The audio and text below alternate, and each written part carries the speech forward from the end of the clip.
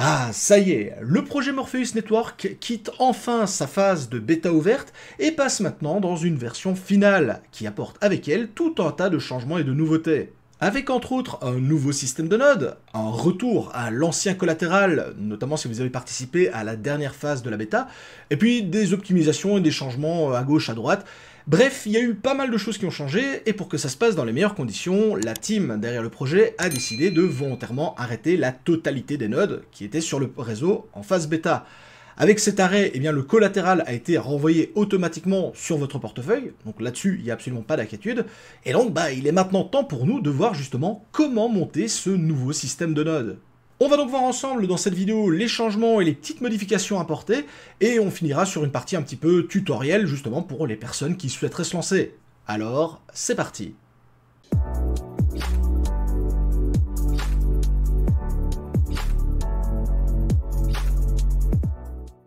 Cette vidéo est réalisée en collaboration avec Cryptonews, votre source d'information complète sur l'univers des crypto-monnaies.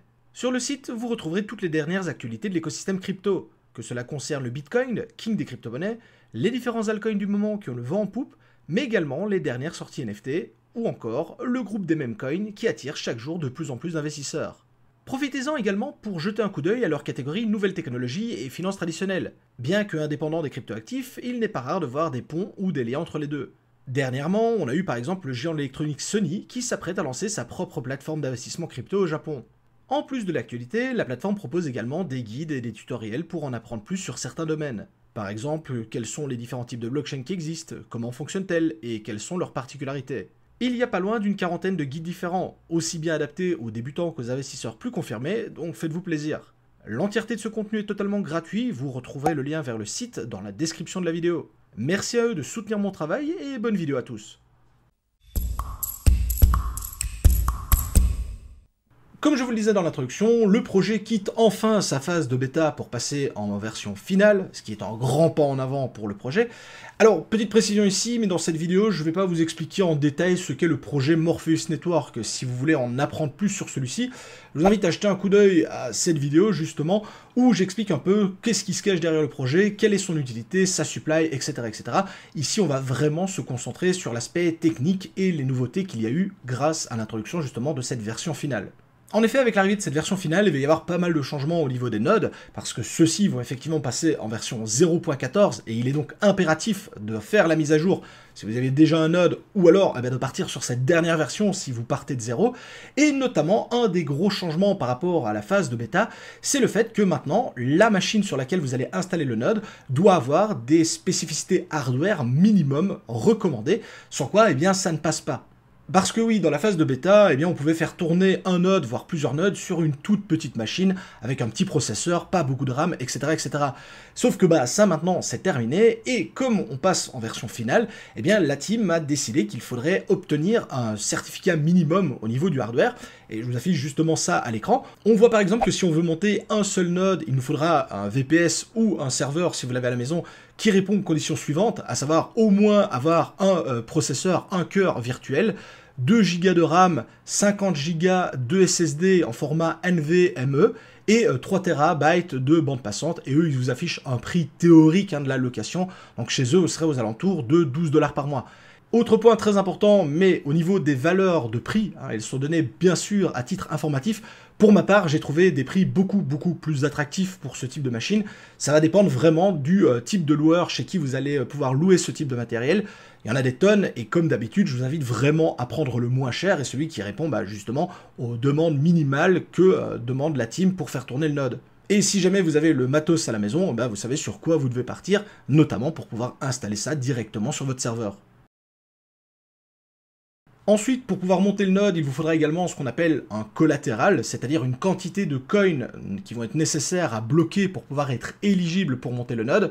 Et ce collatéral, il est de nouveau de 1800 MNW. Et je précise que ces MNW doivent être sur le réseau Polygon, parce que vous allez voir que là, bien souvent, vous allez pouvoir les obtenir sur le réseau Ethereum, et il faudra donc les bridger sur le réseau Polygon, parce que tout MNW fonctionne sur le réseau Polygon. Également, vous devez savoir qu'au moment où je vous parle, vous avez la possibilité de monter le node soit sur un Linux, idéalement un Ubuntu bien entendu, soit sur Windows. Parce qu'effectivement, dans ma précédente vidéo tuto, je vous avais expliqué comment monter le node sur Windows. Vous devez savoir qu'à l'heure actuelle, c'est toujours le cas. On peut effectivement toujours le monter aussi bien sur un Windows que sur un Linux. Mais la team a indiqué que sur le long terme, il n'y aurait plus que la version Linux, et donc indirectement Ubuntu, qui serait supportée. Parce que forcément, pour ce type de système, c'est beaucoup plus intéressant de fonctionner sous un Linux. Donc, encore une fois, vous pouvez bien entendu maintenant le monter sur un Windows, mais si vous voulez faire les choses bien et être tranquille dans le temps, je vous invite vraiment à vous tourner vers Linux. D'ailleurs, le tuto de cette vidéo sera sur Linux pour ces raisons. Également, pour pouvoir monter ce type de node, on va devoir passer par un portefeuille, et là pour le coup, c'est clairement MetaMask qui est le plus adapté pour ce type de système. Et qui dit MetaMask avec peut-être du bridge, du swap, etc., en fonction de où vous allez acheter vos MNW, je vous invite également à avoir une dizaine de dollars d'Ethereum et une dizaine de dollars de Polygon, afin justement de pouvoir payer ces différents frais et de ne pas vous retrouver bloqué avec vos MNW sur votre MetaMask et ne pouvoir rien en faire et plus pouvoir les déplacer. Et pour finir, la dernière condition requise pour pouvoir justement monter ce type de node, et qui va probablement être un frein pour pas mal de monde, c'est le fait de passer un KYC et d'être whitelisté pour pouvoir monter le node. Alors je sais que comme ça peut paraître dingue, mais effectivement, pour monter ce type de node, vous allez devoir montrer patte blanche. Alors on va pas revenir sur le fait de est-ce que c'est légitime, pas légitime, etc., vous faites bien entendu ce que vous voulez, mais si jamais vous voulez monter un node MNW, il faudra passer par cette phase de whitelist et de KYC, qui n'est absolument pas compliqué, mais sachez que c'est obligatoire.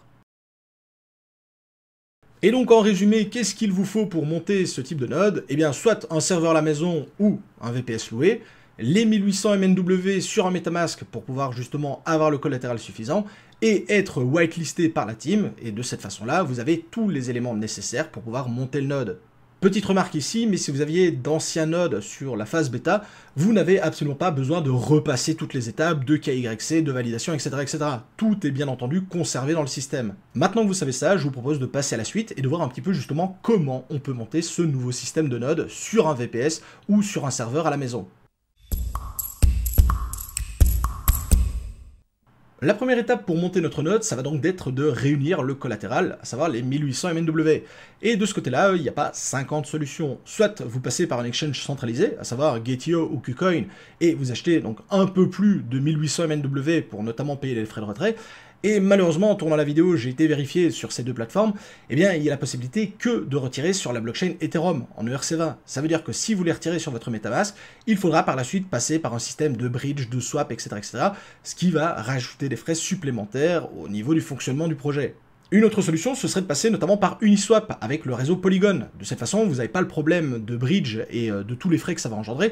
Le problème, c'est que, regardez, il y a pratiquement 2400 $ de volume sur 24 heures, ce qui est très très faible. Donc ça peut être également un petit peu compliqué de ce côté-là. Il faudra bien entendu choisir une des deux méthodes. À l'heure actuelle, vraiment le plus simple, ça reste quand même de passer par un Gate.io ou un KuCoin et malheureusement de payer les frais de swap, de bridge, etc.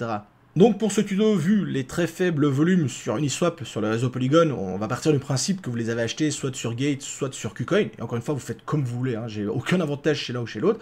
Vous les retirez directement sur votre portefeuille MetaMask, donc là, ils vont être sur le réseau Ethereum ERC20, et vous allez devoir les bridger pour les faire passer du réseau Ethereum vers le réseau Polygon.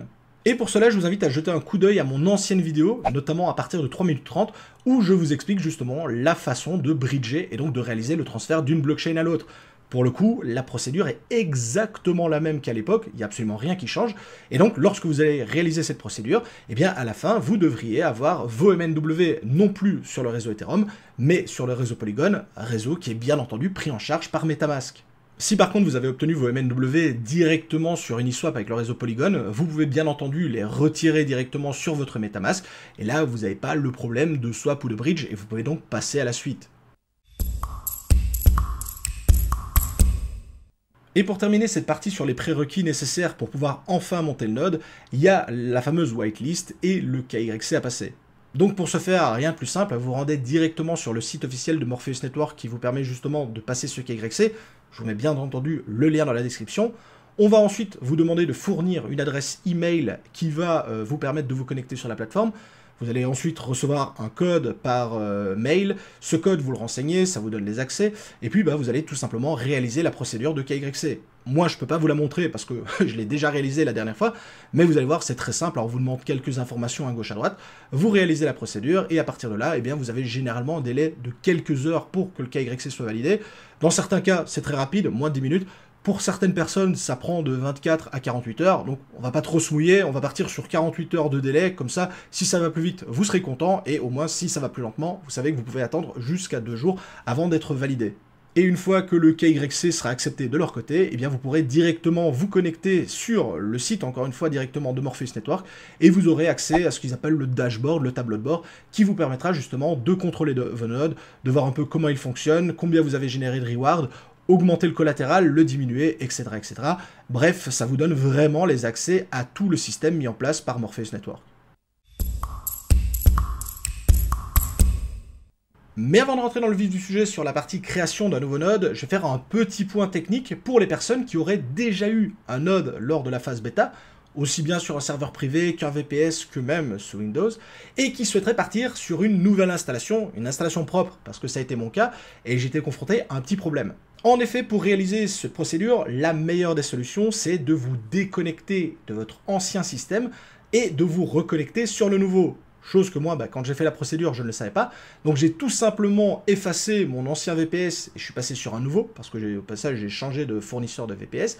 Et je me suis confronté à une erreur qui me disait, non, je ne peux pas vous ouvrir un nouveau node, monsieur TK, parce que l'ancien, il est toujours en fonction, vous êtes toujours connecté dessus. Sauf que pour le coup, c'était pas du tout le cas. Donc, pour se déconnecter, si vous êtes sur Windows, c'est très simple, vous allez dans les paramètres et vous cochez Logout lorsque vous êtes sur l'interface de MNW. Et si vous êtes sur votre propre serveur ou sur un VPS, vous vous connectez sur celui-ci et vous rentrez la commande trust mnw-cli espace logout, je l'affiche à l'écran, afin justement de vous déconnecter dans un premier temps pour ensuite vous reconnecter sur la nouvelle machine. Et donc, si comme moi, vous ne l'avez pas fait et que vous êtes coincé, il y a également une solution. Vous remarquez, là, je vous affiche, il y a un système de chatbot qui est intégré directement sur le site de Morpheus Network. Il suffit de leur demander de vous déconnecter de l'ancien système en fournissant notamment l'adresse mail avec laquelle vous étiez déconnecté. Et là, ça vous permet vraiment de partir sur la nouvelle installation. Si par contre, vous partez d'une installation totalement nouvelle, que vous n'avez jamais eu de node avant, ça, vous pouvez complètement l'oublier. Ça ne concerne que les personnes qui ont participé à la phase de bêta juste avant. Vous l'aurez compris, dans mon cas, je suis reparti sur une installation totalement propre et nouvelle du node, un petit peu comme une personne qui débarquerait pour la première fois dans l'écosystème Morpheus Network. Alors, je vous l'ai dit dans les prérequis, maintenant, le node a des spécificités hardware auxquelles il va falloir répondre, et dans mon cas, j'ai pas la capacité, notamment au niveau de ma connexion internet, d'avoir ce type de serveur à la maison. Je vais donc partir chez un loueur de VPS, et dans mon cas, je suis parti chez Contabo, qui propose notamment le Cloud VPS 1, qui correspond parfaitement à mes attentes, avec notamment donc, les 4 cœurs au niveau du processeur, les 6 Go de RAM, les 100 Go de NVMe, et au niveau de la bande passante, c'est largement suffisant. Vous devez savoir que si vous avez un serveur à la maison, il faudra encore une fois répondre aux attentes minimales que je vous affiche encore une fois à l'écran. Et vous devez également savoir que je n'ai absolument aucun avantage que vous alliez chez un fournisseur de VPS plutôt qu'un autre. Le but ici, encore une fois, c'est de prendre la version la moins chère qui correspond à vos attentes. Au moment où je tourne la vidéo, moi, c'est Contabo. Mais si vous avez de meilleurs prix chez Netcup, chez Hetzner, chez OVH, chez n'importe qui, foncez, n'hésitez pas. Le but, encore une fois, ici, c'est de gagner de l'argent. Donc, si vous pouvez réduire le prix de la location de votre matos, faites-le. J'ai vraiment aucun avantage que vous allez chez l'un ou chez l'autre. Et donc pour le serveur, vous avez la possibilité de définir le temps de location que vous souhaitez. Vous pouvez sélectionner 1 mois, 3 mois, 6 mois, etc., etc. La région du monde dans laquelle vous voulez que ce soit installé. Dans mon cas, sachant que je suis en Europe, j'ai gardé l'European Union, mais vous avez bien entendu la possibilité de choisir ailleurs, si vous êtes ailleurs dans le monde. Pour ce qui nous intéresse, il nous fallait, en tout cas dans mon cas, les 100 Go de NVMe. Vous voyez, en plus c'est gratuit à ce niveau-là, donc c'est le plus intéressant. Au niveau du système d'exploitation installé, je suis parti sur un Ubuntu, mais en version 22.04. J'ai la possibilité de définir à l'avance le username pour me connecter sur le serveur et également le password, donc le mot de passe qui va me permettre de se connecter. Ensuite, vous avez pas mal d'options payantes qui vous permettent d'avoir plus d'adresses IP, plus de choses, etc., etc. Donc dans ce cas-là, moi j'ai touché absolument à rien parce que j'ai pas besoin d'avoir un recovery, j'ai pas besoin d'avoir des images en double, etc., etc. Je suis vraiment parti sur la config de base la moins chère. Et lorsque vous allez valider le paiement par la suite dans les opérations, vous allez recevoir toutes les informations de connexion par mail. C'est également le cas chez les autres loueurs, que ce soit Edzner, Netcup, que sais-je. Vous recevez toutes les informations de connexion afin justement d'avoir accès à votre machine. Encore une fois, si vous avez la machine à la maison, vous avez un serveur maison, à partir du moment où vous répondez aux conditions minimales demandées, ben là, vous n'avez absolument rien d'autre à faire que de vous connecter directement sur votre serveur. C'est ce qu'on va voir maintenant, justement, comment faire pour se connecter à ce serveur. Une fois que votre serveur sera déployé et que vous aurez reçu les informations de connexion par mail, vous allez pouvoir vous y connecter. Alors pour ça, vous avez des tonnes de programmes et de logiciels différents qui vous permettent de le faire. Si vous êtes sur Mac, vous pouvez directement vous connecter en SSH. Moi, j'ai l'habitude d'utiliser Putty, qui est un logiciel totalement gratuit. Et encore une fois, je vous mets le lien direct vers celui-ci en description. Il suffit de le télécharger, de l'installer sur votre machine, et ça ressemble à un petit logiciel comme ça. Dans la case du haut, il suffira de renseigner l'adresse IP de votre serveur pour vous y connecter. Au niveau du port, vous ne changez rien et vous allez tout simplement cliquer sur le bouton Open pour avoir justement les accès.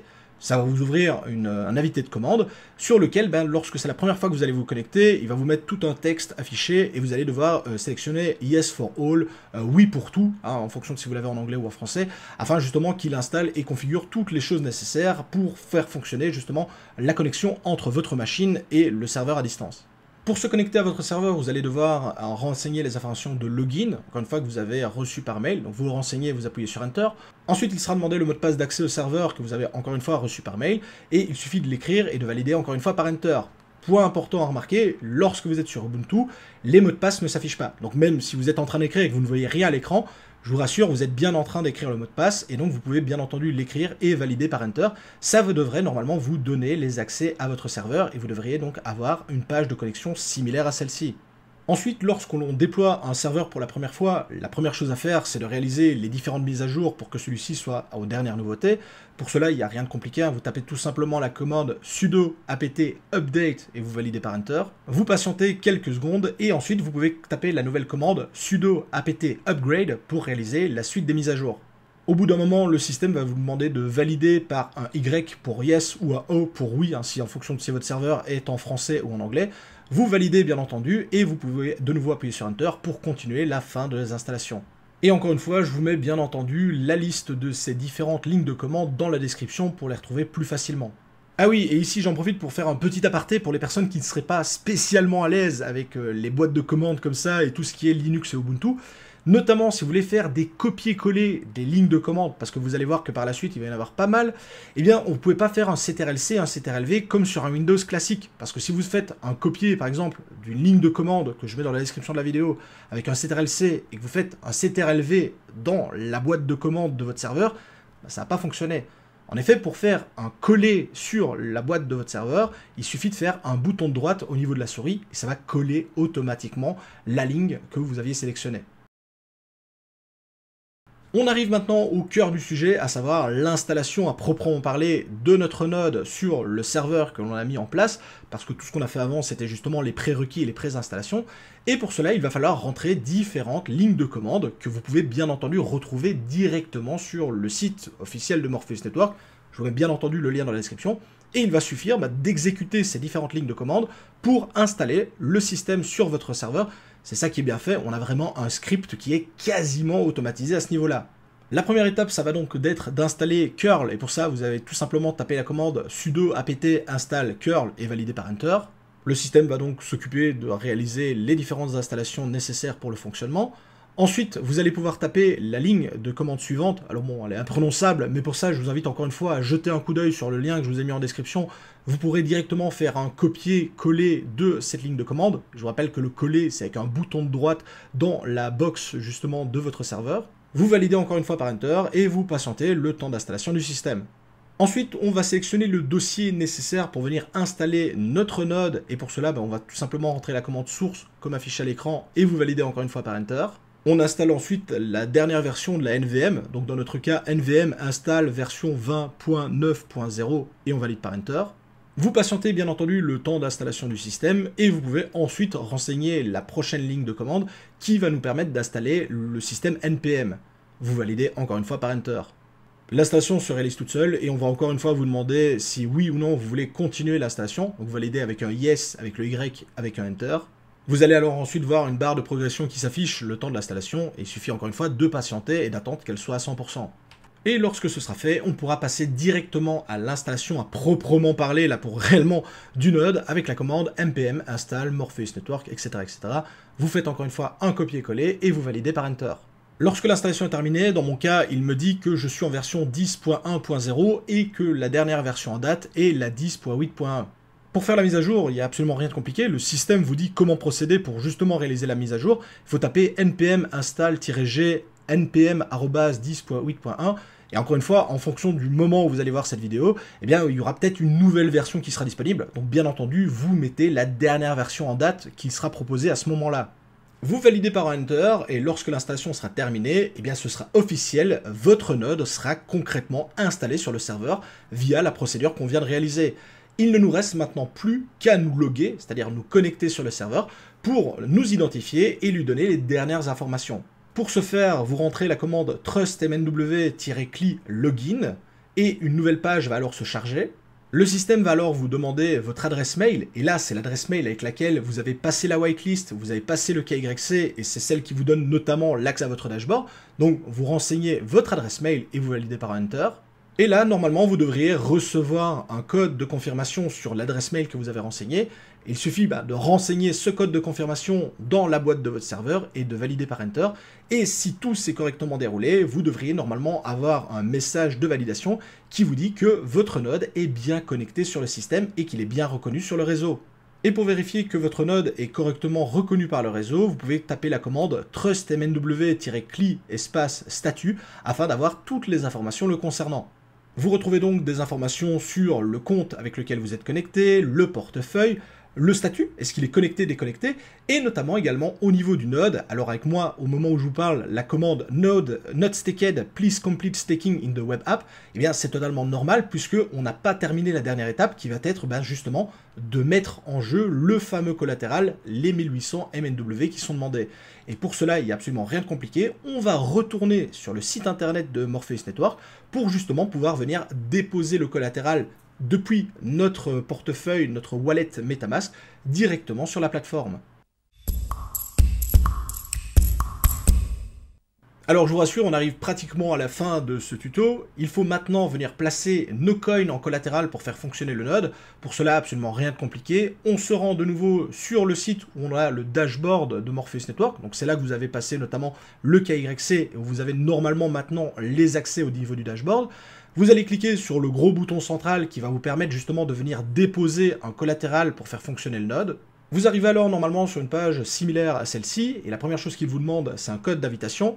Pour cela, pas d'inquiétude, il suffit de cliquer sur le bouton Join the waitlist et en quelques secondes, vous allez recevoir un mail, encore une fois sur l'adresse mail que vous avez renseignée, qui va vous donner justement ce code d'accès. Vous renseignez le code d'accès dans Invite Code.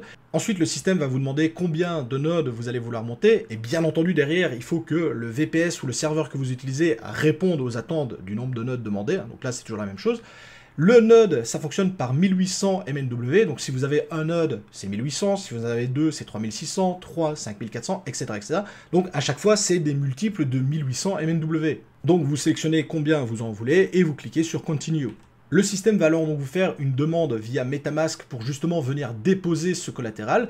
Vous avez donc un récapitulatif de l'opération en cours. Il suffit tout simplement d'indiquer la quantité de MNW que vous souhaitez placer dans le staking. Et encore une fois, c'est 1800 MNW ou 3600. Vous ne pouvez pas mettre 2200, ça ne fonctionne pas. Encore une fois, c'est des multiples de 1800 MNW. Vous validez ensuite les différentes opérations directement sur MetaMask et si tout s'est bien déroulé, eh bien vous arrivez directement alors sur la page de gestion de votre node avec toutes les informations le concernant. Notamment, vous allez voir si votre node est actif ou pas, la quantité de nodes en fonction du nombre de MNW que vous avez mis en staking, l'adresse de staking, le contrat, etc. etc. C'est là-dessus que vous retrouvez toutes les informations qui vont vous permettre justement de voir si votre node fonctionne ou pas. Et d'ailleurs, si le node est correctement déployé, comme je vous disais, dans les 20 à 30 minutes, vous devriez recevoir un mail de la team, encore une fois, qui vous indique que le node a correctement été déployé sur le réseau et que celui-ci fonctionne. Et d'ailleurs, à partir de là, si vous retournez sur PuTTY, donc qui vous permet justement de communiquer avec votre serveur à distance, et que vous rentrez une nouvelle fois la commande trust mnw-cli espace statut, eh bien vous devriez avoir une fenêtre similaire à celle-ci, sur laquelle tout est en vert, avec notamment le statut qui nous dit bien que l'on est connecté, le node est bien en staked, donc le node fait du staking, et à partir de là, eh bien vraiment le système est fonctionnel, vous n'avez plus rien à faire, si ce n'est venir de temps en temps surveiller, voir que tout fonctionne bien. Voici donc qui termine cette vidéo tuto sur l'installation des nouveaux nodes Morpheus Network sur la version finale du réseau. J'ai essayé de faire une vidéo la plus complète possible et de donner un maximum d'informations. Maintenant, il y a peut-être des choses que j'ai perdues entre temps ou autre parce que j'ai pas fait l'installation en même temps que j'ai tourné la vidéo. Si jamais vous aviez des questions, des interrogations, des choses qui sont un peu bizarres ou sans réponse, l'espace commentaire est fait pour ça, n'hésitez pas, j'essaierai de répondre à un maximum de personnes tout en donnant les petites astuces, les petites solutions, donc faites-vous plaisir. Si la vidéo vous a plu, je compte sur vos likes et vos partages, n'hésitez toujours pas à vous abonner, c'est toujours la meilleure façon de soutenir mon travail. Je vous souhaite à tous d'excellents investissements dans le monde des crypto-monnaies, c'était MonsTK, ciao les crypto-fans.